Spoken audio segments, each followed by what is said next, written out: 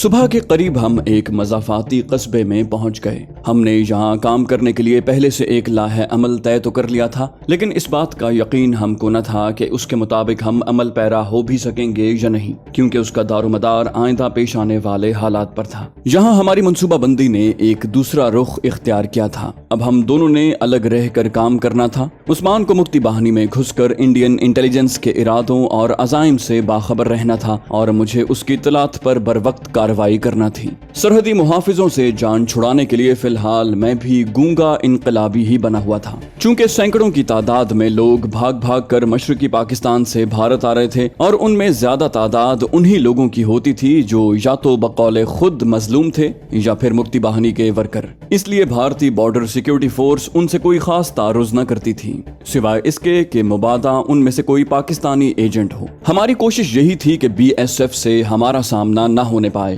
اس لیے ہم نے خاصا لمبا راستہ اختیار کیا تھا اور رات بھر چلتے رہے تھے۔ اس قصبے میں چپے چپے پر بھارتی سیکیورٹی کے لوگ پھیلے ہوئے تھے۔ یہی بات نہیں کہ کسی نے کہا کہ وہ انقلابی ہیں اور انہوں نے آمنا صدقنا کہہ کر اسے قبول کر لیا۔ وہ لوگ بڑی بھرپور اور مکمل تفتیش کرتے تھے، اور ذرا سا بھی شک گزرنے پر نووارد کو کسی عقوبت خانے میں لے جاتے، جہاں سے کوئی مائی کا لال سچ بولے بغیر باہر نہیں نکل پاتا تھا۔ اور جب انہیں ذرا سا بھی ثبوت مل جاتا کہ نو گرفتار پاکستانی ایجنٹ ہیں تو وہ اسے گولی مارنے میں ذرا بھی دیر نہ کرتے۔ اور اب تک انہوں نے سینکڑوں ایسے بے گناہوں کو جو واقعی بھارتی ایجنٹ ہی تھے محض اس لیے موت کی نیند سلا دیا کہ انہیں ان پر ڈبل ایجنٹ ہونے کا شک ہو گیا تھا۔ ان تمام حقائق کا علم مجھ سے زیادہ عثمان کو تھا، لیکن ہمارے درمیان جو ایک شریفانہ عہد طے پا گیا تھا، اس کے بعد تو خوف اور فکر کو میں نے اس کے نزدیک بھی پھٹکتے نہیں دیکھا تھا۔ وہ اب آنکھیں بند کر کے کسی بھی لمحے کچھ بھی کر گزرنے کو تیار تھا۔ پہلے میرا خیال یہی تھا کہ ہم یہیں سے الگ ہو جائیں،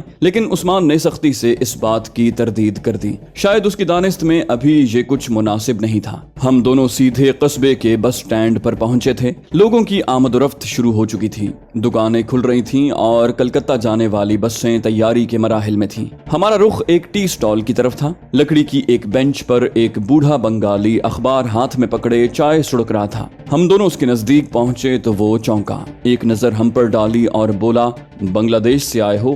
انہوں نے ابھی سے مشرقی پاکستان کو بنگلہ دیش بنا لیا تھا۔ عثمان نے جواب دیا، جی ہاں۔ اس نے پوچھا، کون سا گاؤں ہے تمہارا؟ عثمان نے گاؤں کا نام لے دیا۔ بولا، کومل باڑی۔ وہ بولا، کہاں؟ عثمان نے کہا، ڈھاکہ کے نزدیک۔ بوڑھا بولا، او بہت دور سے آ رہے ہو۔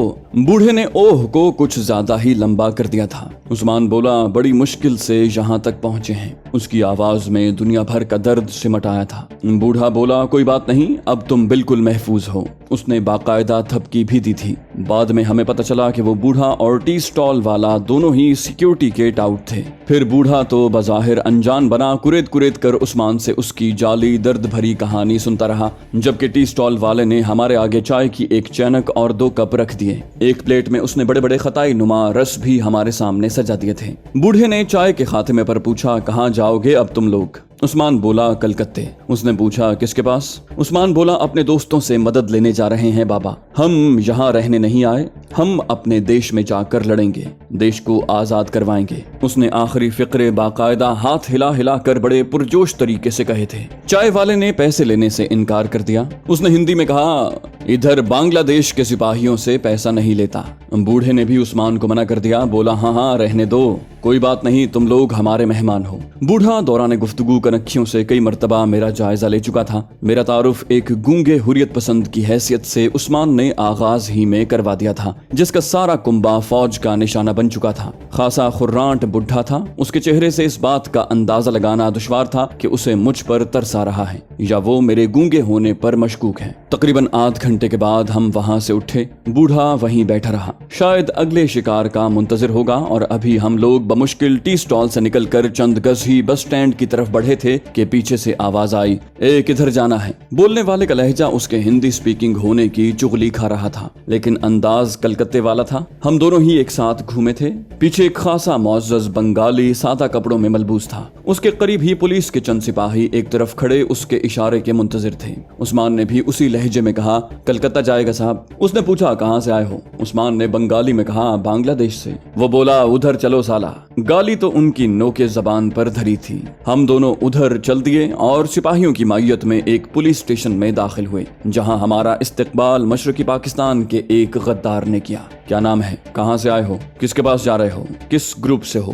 گینگ لیڈر کون ہے؟ وہاں کس کے ساتھ کام کر رہے تھے؟ وغیرہ وغیرہ۔ اس نے جاتے ہی ہم پر سوالوں کی بوچھاڑ کر دی، لیکن ہر سوال کا جواب عثمان نے بڑے تحمل اور بردباری سے دیا۔ اصل میں کیپٹن شرما کے روپ میں قدرت نے ہماری اتنی بڑی مشکل حل کر دی تھی کہ عام حالت میں شاید کبھی ہم وہ کچھ نہ پا سکتے جو شرما کی 1 گھنٹے کی مائیت میں ہمیں ملا تھا۔ شرما کا تعلق بھارت کی اعلیٰ ترین خفیہ ایجنسی را سے تھا اور اس نے ہمارے جذبہ آزادی سے کچھ زیادہ ہی متاثر ہو کر ہمیں اپنا ذریعہ بنایا تھا۔ ہم نے جہاں بھی اس کے دیے ہوئے حوالے کو دہرایا، ہماری جان محفوظ رہی۔ کسی نے ابھی تک ہم سے یہ نہیں پوچھا تھا کہ اس حوالے تک ہم کیسے پہنچے۔ شاید ابھی تک ہمارا واسطہ نچلے درجے کی ایجنسیوں کے پروردہ ایجنٹوں سے ہی رہا تھا، اور بطور فوجی اس بات کا تو مجھے بھی علم تھا کہ سرحدی مقامات کے ارد گرد عموماً عام قسم کی سیکیورٹی ہی سے کام لیا جاتا ہے۔ اعلیٰ پائے کے لوگ تو پیچھے پیچھے رہتے ہیں، پردے کے پیچھے، وہ کبھی کیمرے کے سامنے نہیں آتے۔ باہنی کے کمانڈر سے بھگتنے کے بعد ہمیں پھر انہی مراحل سے گزرنا پڑا۔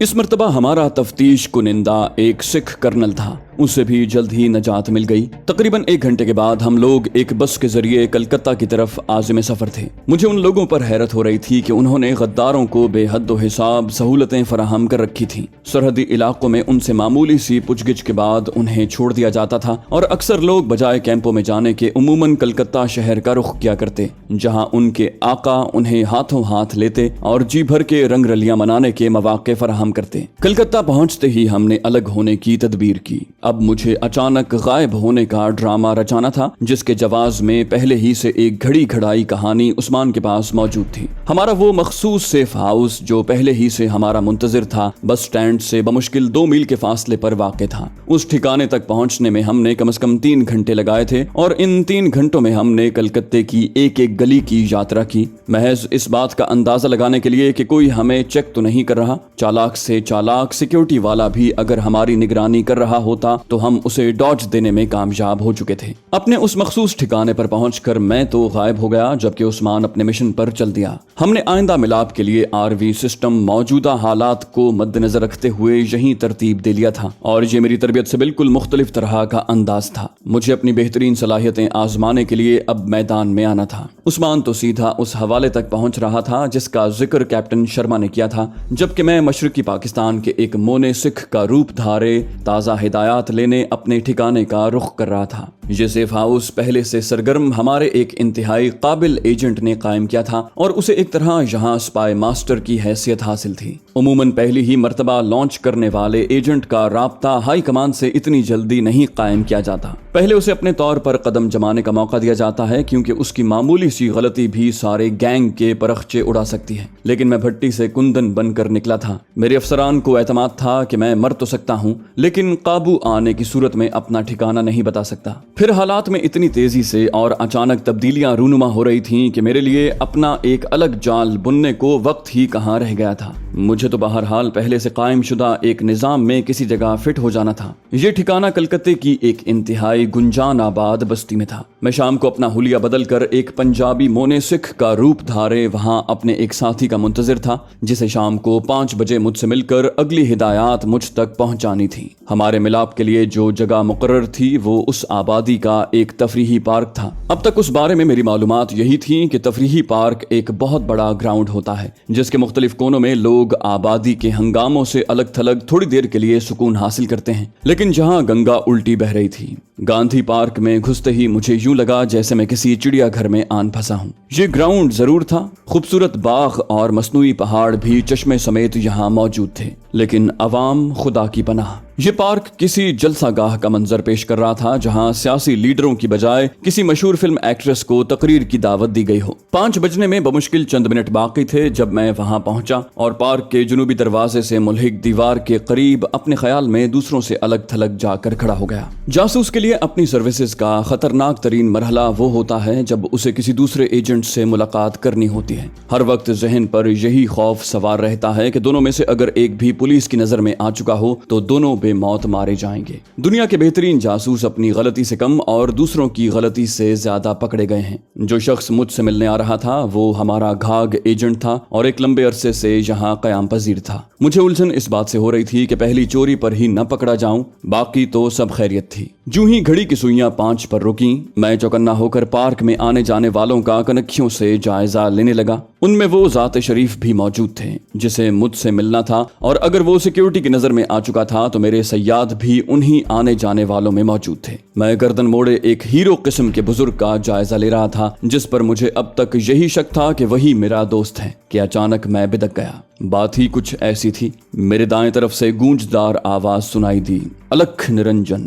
मैं इस तरह अपनी जगह से हटा जैसे बिच्छू ने डंक मारा हो। उसी हट्टे कट्टे जोगी ने मुझे तसल्ली दी जिसने मुझे पहले डराया था। शांत रहो बालके, उसके अल्फाज सुनकर मैं चौंका। मेरे मुंह से घबराई सी आवाज निकली, हरे ओम हरे ओम। दूसरा कोड वर्ड मौसूल हुआ, दिल्ली से आया है बच्चा। हमने खुफिया लफ्जों का तबादला किया, आगरा से बाबा। वो बोला, घबराओ नहीं बालिके, यहाँ आनंद ही आनंद है। आओ बाबा से प्रसाद लो, ज्ञान ध्यान जहाँ से मिले पालो बच्चा। उसने मुझे मुतमईन कर दिया। मैंने भी उसे इत्मीनान दिला दिया, हम तो दास हैं आपके बाबा। हमने इन फिक्रों में एक दूसरे को न सिर्फ अपनी पहचान करवा दी बल्कि अपने असली होने का यकीन भी दिला दिया था। कलकत्ते की मरती मारती मखलूक के पास इतना वक्त नहीं होता कि वो दूसरे के फट्टे में टांग फंसाने की मोहलत निकाल सकें। ऐसे महर्षि मुनि जटधारी मुख्तलिफ गुरुओं, जोगियों, अवतारों और भगवानों का रूप धारे वहां फिरते रहते हैं। लोगों को उनसे सिर्फ इस हद तक दिलचस्पी होती है कि बाबा तरंग में सट्टे का नंबर बता देगा, और उस नंबर के चक्कर में वो बाबा के तलवे चाटने तक से गुरेज नहीं करते।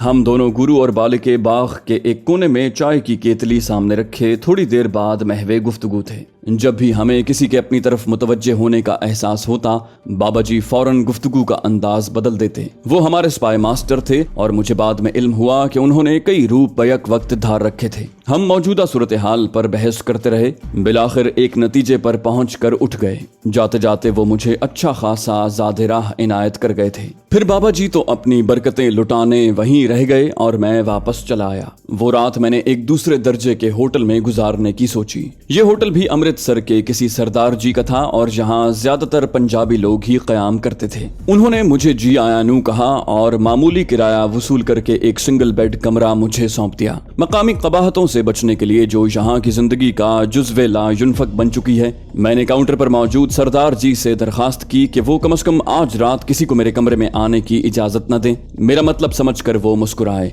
क्यों महाराज जी, कलकत्ते वाले पसंद नहीं आए? पंजाब का माल भी है इधर।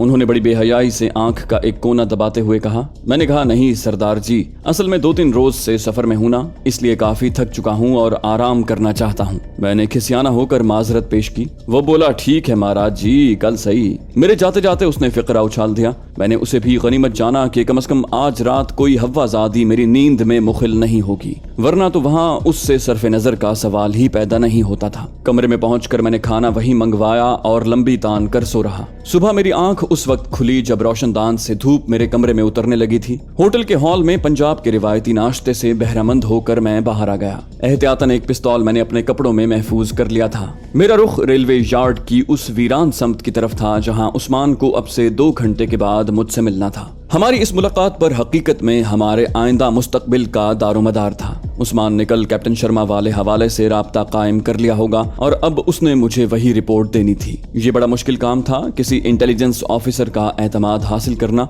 और वो भी उस सूरत में जबकि कैप्टन शर्मा खुद गायब था। जाहिर है वो हमारे हत्थे चढ़ चुका होगा। उस्मान पर पाकिस्तानी एजेंट होने का शक भी किया जा सकता था, लेकिन हमने कैप्टन शर्मा के बाकी ग्रुप के लोगों के हुलिये और नाम हिफ्ज कर रखे थे और हमारी मुहिम भी बड़ी मुख्तसर नौयत की थी। हमें वहां बमुश्किल 15-20 रोज कयाम करना था और इसी दौरान सब कुछ कर गुजरना था। आरवी के लिए उस जगह का इंतखाब हमने कल ही किया था। यहाँ से गुजरते हुए इत्तेफाकन हमारी नजरें उस तरफ उठी तो ये गोशाए आफियत नजर पड़ा और हमने उस हशरातुल अर्ज किसी आबादी वाले शहर में उसे मामून व महफूज जानकर आइंदा अपनी मुलाकातों के लिए इंतखाब कर लिया। मैं यार्ड के एक कोने में खड़ा था। चारों तरफ से शंटिंग करते इंजनों का शोर सुनाई दे रहा था। उस्मान ने तरबियत के मुताबिक मुखालिफ समत से अंदर आना था और मेरी नजरें उसकी आमद के रास्ते में गड़ी हुई थी। वक्त मुकर्रा के 2 मिनट बाद ही वो उस समत से आता दिखाई दिया। उसका गुलनार चेहरा बज़ाहिर इस अमर की निशानदही कर रहा था कि उसने मैदान मार लिया है। मैं अचानक मुखालिफ समत से निकलकर उसके सामने आया। मुझे देखते ही वो तमाम एहतियातें बालाए ताक रख कर भाई का नारा लगाकर मेरी समत बाहें फैलाता हुआ बढ़ा और मुझसे लिपट गया। उसे अलग करने और धक्का देने का अमल मेरी तरफ से एक ही वक्त में वकूफ पजीर हुआ था। मेरी छठी हिस्स काम कर गई, वरना वो गोली जो हम दोनों के दरमियान से गुजर कर सामने दीवार में घुस गई थी अपनी कीमत चुका चुकी होती। खुद मैं एक तरफ हवा में तैरता हुआ इस तरह हमलावर पर आया था कि उसे अगला फायर करने की मोहलत ही नसीब न हुई। पिस्तौल उसके हाथ से निकलकर दूर जा गिरा। इससे पहले कि मैं अपना पिस्तौल निकालूं, एक जहरीली फुनकार मेरे अकब से गूंजी। Hands up. हाथ उठाकर मैं आवाज की समत घूम गया। मेरे सामने अमित सरकार स्टेन गन थामे खड़ा था। साला हमको बेवकूफ समझता है, उसने हमें गालियां देते हुए कहा। मैंने कभी कोई बड़ा दावा नहीं किया, लेकिन मुशक्कतों और तरबियत की जिस भट्टी से निकलकर मैं कुंदन बना था उसका तसव्वुर भी बड़े बड़े सूरमा नहीं कर सकते। एक मर्तबा दौरान तरबियत जब तपती रेत पर मुसलसल 3 घंटे मार्च करने के बाद हम अंदर लोहे पिघलाने वाली भट्टियां बन गए थे और बदन के अर्क में हमारे जोड़ सुलग कर खुश्क लकड़ियों की तरह चटकते हुए महसूस होने लगे थे, तो हमने अपने स्टाफ से एक्सरसाइज के खात्मे पर पूछा था, सर क्या अमली जिंदगी में ऐसे हालात का तसव्वुर भी मुमकिन है? हमारे स्टाफ ने राद की तरह कड़क कर कहा था,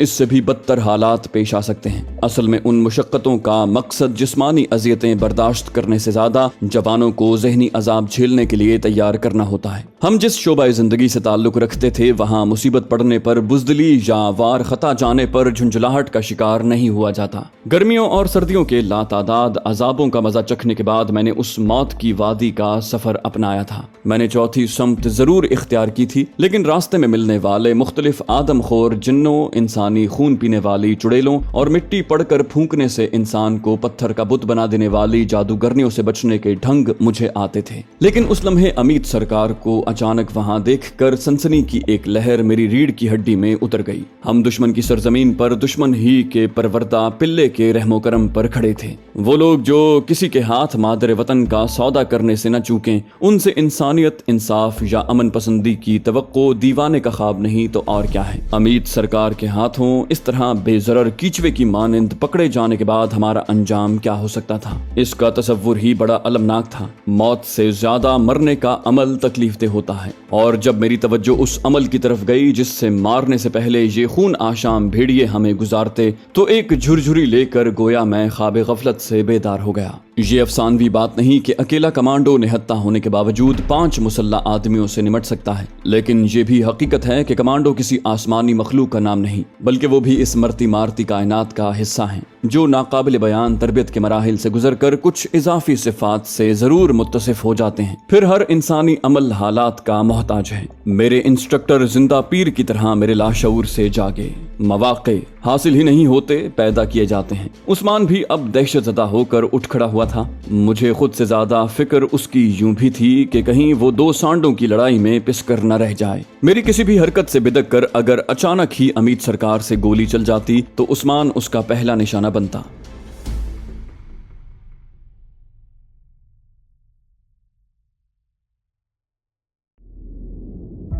दोस्तों, उम्मीद करते हैं आपको हमारी वीडियो पसंद आई होगी। अगर आप इस्लामी और तारीखी शख्सियात पर मबनी कहानियां सुनना चाहते हैं तो हमारे दूसरे चैनल दास्तान को सब्सक्राइब कीजिए और कमेंट सेक्शन में हमें बताइए कि आप कौन सी तारीखी और इस्लामी कहानियां सुनना चाहते हैं। जाने से पहले वीडियो को लाइक कर दीजिए। इंशाल्लाह अगली किस्त में आपसे मुलाकात होगी। तब तक अल्लाह हाफिज।